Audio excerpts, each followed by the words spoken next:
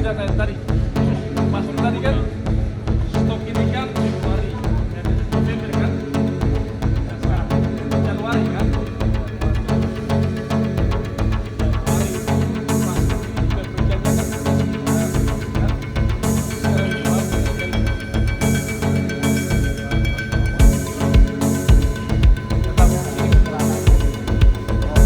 Stoknya kan sekitar mendekati 20.000 liter, ya kan?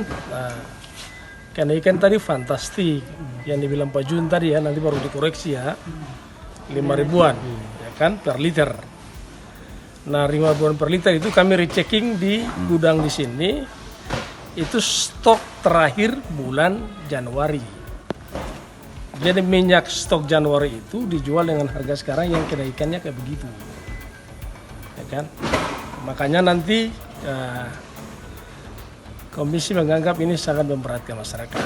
Ini sangat memberatkan dan saya kira ini nggak boleh terjadi.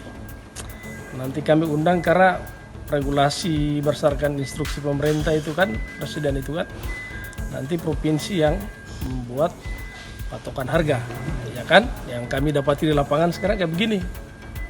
Nah, dan karena itu langkah komisi on the spot ada 2 target. Soal stabilisasi harga, tapi juga stok tetap terjaga.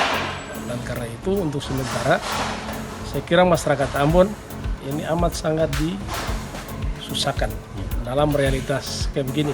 Apalagi tadi karena Pak Jun tadi kan belum tentu akan ada penambahan. Kalau berkurang lagi kan pasti permintaannya banyak dan itu pasti harganya melambung. Karena mekanisme pasar.